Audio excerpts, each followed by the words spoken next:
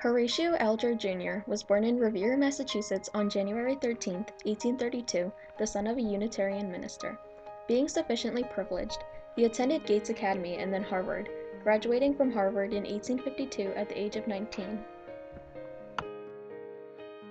Upon his father's wishes, he enrolled in Harvard Divinity School and received his degree in 1860.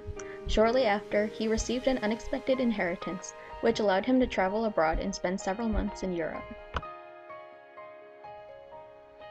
Upon returning home, Alger followed in his father's footsteps by establishing himself as a Unitarian minister in Cape Cod.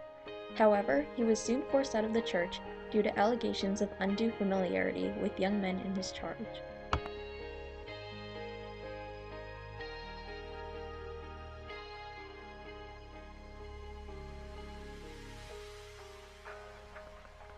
Alger then left Cape Cod and relocated to New York City.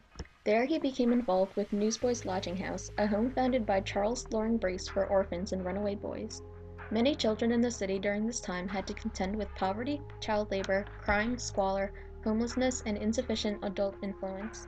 Many were also abandoned or mistreated by their parents.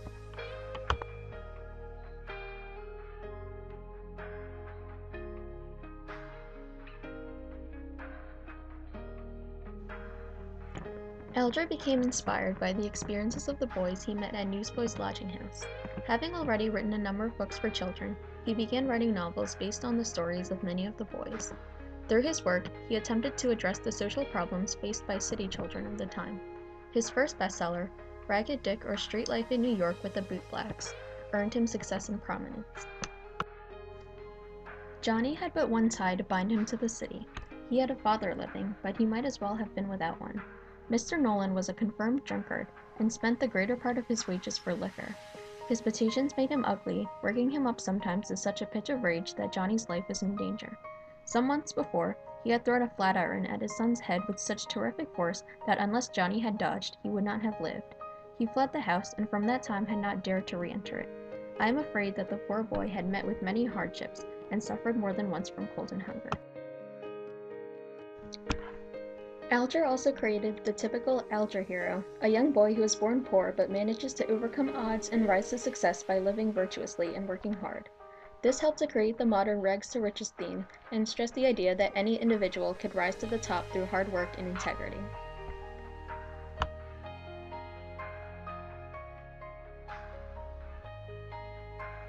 All labor is respectable, my lad, and you have no cause to be ashamed of any honest business. Yet when you can get something to do that promises better for your future prospects, I advise you to do so. Till then, earn your living in the way that you are accustomed to. Avoid extravagance, and save up a little money if you can.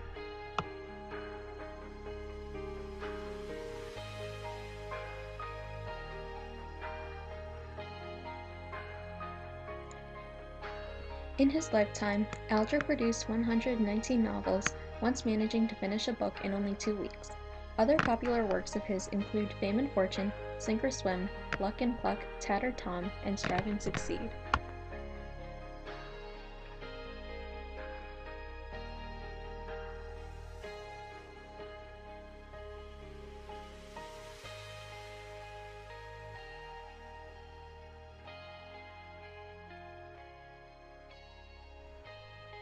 Alger's stories appeals particularly to young boys living in small towns and on farms, creating in them a longing to move to the city and make their fortunes.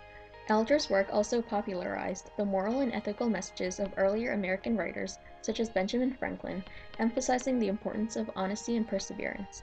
Throughout the late 19th and early 20th centuries, over 20 million copies of Alger's books were sold in the United States alone.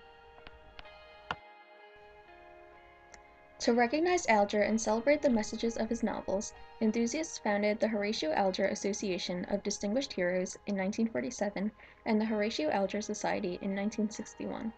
A 20-cent stamp in 1982 commemorated Alger by paying tribute to his ties to the historic urban figure of the newsboy. Today, Alger is viewed as one of the most popular and influential writers of 19th century America.